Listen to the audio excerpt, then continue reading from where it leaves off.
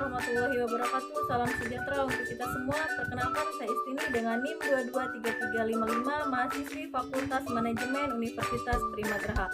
Pada kesempatan video kali ini yang dibuat bertujuan untuk memenuhi tugas mata kuliah perilaku keorganisasian dengan dosen pengampu Bapak Abdul Wahid Al-Farzi SEMM CPM. Langsung saja, saya di sini akan menjelaskan mengenai tentang apa itu perilaku keorganisasian, sikap kerja, konsep motivasi, pengertian kerja tim, pengertian komunikasi dalam organisasi, pengertian kepemimpinan, memahami budaya organisasi, dan komitmen organisasi. Perilaku keorganisasian adalah bidang studi yang mempelajari bagaimana individu dan kelompok berperilaku dalam konteks organisasi. Fokus utamanya adalah pada dinamika interaksi antara karyawan dan organisasi serta bagaimana faktor-faktor tersebut mempengaruhi kinerja, motivasi, dan kesejahteraan karyawan. Pengertian sikap kerja. Sikap kerja adalah sikap menentukan terhadap pekerja yang mencerminkan keinginan dan keterlibatan. Hal ini mencakup kejujuran, kedisiplinan, dan semangat dalam menjalankan tugas. Selanjutnya, faktor-faktor yang mempengaruhi sikap kerja. Yang pertama, stres, komunikasi, keadilan, keseimbangan kerja hidup. Selanjutnya, pentingnya kepuasan kerja dalam organisasi. Yang pertama, meningkatkan kinerja, mencegah PHK, meningkatkan kualitas layanan, hubungan antara sikap dan kepuasan kerja, kesesuaian dengan nilai-nilai organisasi, dukungan dari atasan-atasan, komunikasi yang efektif. Dampak positif kepuasan kerja bagi organisasi. Yang pertama, produktivitas, penghematan biaya, retensi karyawan, strategi meningkatkan kepuasan kerja, penyediaan keseimbangan kerja, pemberian penghargaan dan pengakuan, peningkatan komunikasi internal, penyediaan kesepakatan, pengembangan diri, tantangan dalam meningkatkan sikap dan kepuasan kerja. Selanjutnya, kurangnya pengakuan, stres dalam lingkungan kerja, ketidakjelasan dalam tugas, konflik antar anggota tim. Materi selanjutnya yaitu mengenai tentang konsep motivasi. Motivasi adalah dorongan internal dan eksternal yang menggerakkan individu untuk bertindak mencapai tujuan tertentu. Pentingnya motivasi. Motivasi berperan penting dalam memicu dan mengarahkan perilaku seseorang untuk mencapai tujuan yang diinginkan. Aspek motivasi. Motivasi terdiri dari aspek energi, arah, dan ketekunan dalam bertindak untuk mencapai tujuan. Yang selanjutnya, bentuk-bentuk motivasi. Motivasi intrinsik, dorongan yang timbul dari dalam diri individu, seperti rasa ingin tahu, kebutuhan aktualisasi diri, dan keinginan untuk berprestasi. Motif ekstrinsik, rangsangan yang datang dari luar diri seperti hadiah, ujian, dan insentif yang diterima. Selanjutnya, motivasi positif, yaitu dorongan untuk melakukan sesuatu dengan imbalan atau penghargaan yang menyenangkan. Di sini ada faktor-faktor yang mempengaruhi motivasi. Yang pertama ada faktor internal, yang kedua faktor eksternal, dan yang ketiga kondisi fisik dan psikologi. Selanjutnya, strategi meningkatkan motivasi. Ada identifikasi tujuan, bangun kepercayaan diri, ciptakan lingkungan positif, motivasi dan kepuasan kerja. Yang pertama, hubungan motivasi dan kepuasan kerja. Dampak motivasi pada kinerja. Peran pemimpin dalam motivasi, pengaruh imbalan terhadap motivasi. Materi selanjutnya mengenai pengertian kerja tim. Pengertian kerja tim adalah pemahaman mengenai cara tim bekerja bersama untuk mencapai tujuan bersama. Ini melibatkan kolaborasi komunikasi yang efektif dan memahami peran masing-masing anggota tim. Di sini ada peran target capaian kerja tim dalam visi misi organisasi. Yang pertama, kesesuaian dengan visi dan misi, pendorong keberhasilan, penafsiran dalam konteks organisasional. Langkah-langkah memahami target capaian kerja tim. Yang pertama, apabila sebuah tim memiliki tujuan yang jelas, langkah pertama adalah merumuskan target-target yang spesifik dan terukur. Selanjutnya, pastikan semua anggota tim memahami tujuan dan sasaran yang ingin dicapai sehingga bekerja secara terorganisir. Lakukan pertemuan rutin untuk mengkomunikasikan kemajuan, hambatan, serta penyesuaian yang perlu dilakukan dalam pencapaian target. Tantangan dalam memahami dan mencapai target capaian kerja tim. Yang pertama, komunikasi, konflik peran, takut untuk gagal. Yang selanjutnya, strategi untuk memastikan pemahaman yang sama dalam organisasi. Pertama, komunikasi yang efektif, menyediakan pelatihan, sinkronisasi tujuan. Manfaat pemahaman yang jelas terhadap visi misi organisasi. Yang pertama, pengaruh tujuan bersama, pemahaman yang mendalam, menginspirasi keterlibatan, motivasi dan komitmen. Manfaat pemahaman yang jelas terhadap visi misi organisasi. Pemahaman yang jelas terhadap target capaian kerja tim adalah kunci keberhasilan. Hal ini memastikan bahwa setiap anggota tim memiliki pemahaman yang sama dan bekerja menuju tujuan bersama. Dengan pemahaman yang jelas, visi misi organisasi dapat diimplementasikan dengan efektif. Materi selanjutnya yaitu mengenai pengertian komunikasi dalam organisasi. Komunikasi dalam organisasi adalah proses pertukaran informasi dan pemahaman antara anggota organisasi untuk mencapai tujuan bersama. Faktor-faktor yang mempengaruhi komunikasi. Yang pertama, kondisi lingkungan, gaya komunikasi, status dan kekuasaan. Bentuk-bentuk komunikasi di dalam organisasi yaitu komunikasi vertikal, komunikasi dari atasan ke bawahan dan sebaliknya. Komunikasi horizontal, pertukaran informasi di antara rekan kerja sebidang. Komunikasi diagonal, hubungan antara unit atau departemen yang tidak sejajar. Selanjutnya, peran teknologi dalam komunikasi organisasi. Teknologi memainkan peran kunci dalam memfasilitasi komunikasi yang efisien dalam organisasi. Dari email hingga platform kolaboratif, teknologi kemungkinan pertukaran informasi yang cepat dan efektif. Selanjutnya, pentingnya komunikasi yang efektif. Membangun hubungan yang baik, mencegah konflik dan salah paham, meningkatkan kinerja dan produktivitas, menjaga motivasi dan kepuasan kerja.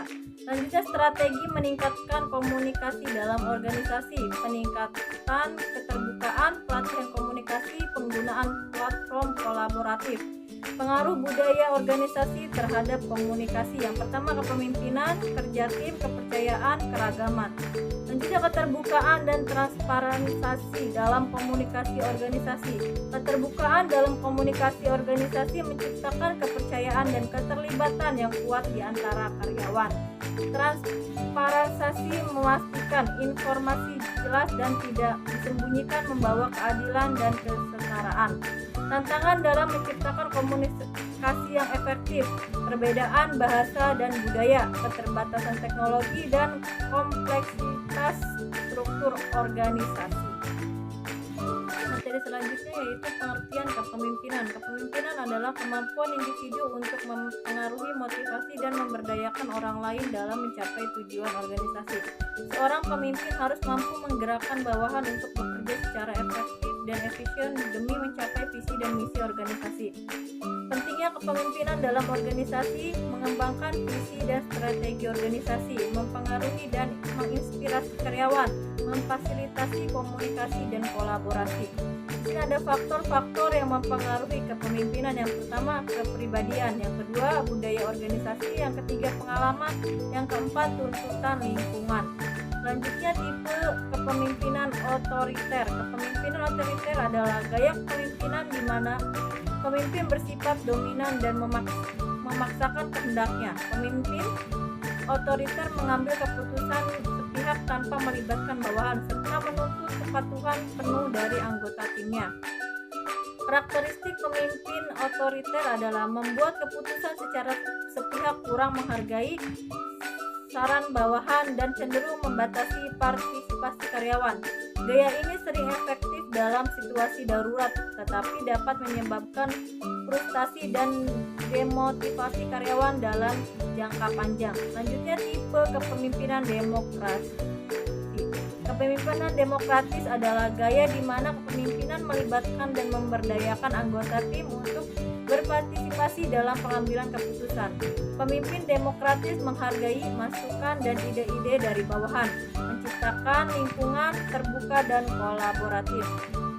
Tipe kepemimpinan laissez-faire. Kepemimpinan laissez-faire adalah gaya di mana kepemimpinan memberikan kebebasan penuh pada anggota tim untuk mengambil keputusan dan menyelesaikan tugas-tugas mereka sendiri. Pemimpin hanya memberikan sedikit pengarahan dan kontrol serta membiarkan bawahannya bekerja dengan cara masing-masing. Selanjutnya, gaya kepemimpinan transformasional. Ciri khas gaya ini adalah karisma, inspirasi, rangsangan intelektual, dan perhatian individual.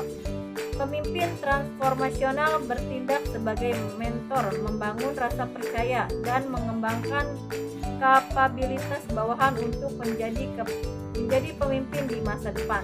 Gaya kepemimpinan transaksi. Ciri khas gaya ini adalah manajemen berdasarkan pengecualian di mana pemimpin hanya campur tangan ketika terjadi penyimpangan dari standar. Pemimpin transaksional menciptakan struktur yang jelas dan harapan yang terukur agar bawahan dapat mencapai target yang ditetapkan. Tantangan dalam kepemimpinan. Yang pertama, adaptasi perubahan.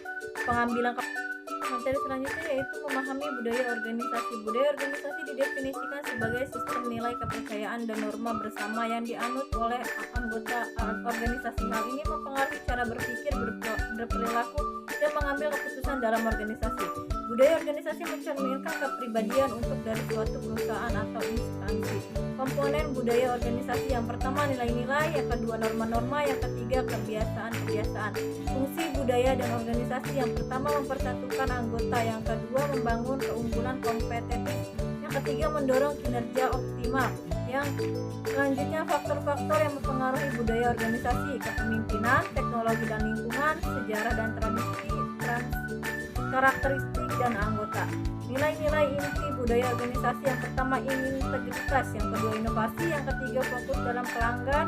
Yang keunggulan tim. Yang selanjutnya, karakteristik budaya organisasi yang kuat. Yang pertama, kohesif dan terpadu, berorientasi pada pencapaian, responsif terhadap perubahan, mempererat loyalitas karyawan. Selanjutnya, indikator budaya organisasi yang sehat. Yang pertama, kolaborasi, fokus pada tujuan, orientasi pada presentasi, inovasi. Langkah-langkah membangun budaya organisasi yang positif. Yang pertama, tetapkan nilai inti, sosialisasikan secara intensif, tunjukkan pada keteladanan, beri penghargaan dan sanksi, adaptasi dan perbaikan berkelanjutan. Pentingnya budaya organisasi dalam keberhasilan perusahaan. Budaya organisasi yang kuat dan positif merupakan kunci penting bagi keberhasilan perusahaan dalam jangka panjang. Budaya yang selaras dengan visi dan misi. Strategi perusahaan dapat meningkatkan motivasi, produktivitas, dan retensi karyawan. Hal ini pada akhirnya akan mendorong daya saing dan pertumbuhan bisnis yang berkelanjutan. Selanjutnya, perusahaan dengan budaya organisasi yang sehat cenderung memiliki tingkat kepuasan dan loyalitas karyawan yang lebih tinggi. Karyawan akan merasa bangga dan termotivasi untuk memberikan kontribusi terbaiknya demi kemajuan perusahaan.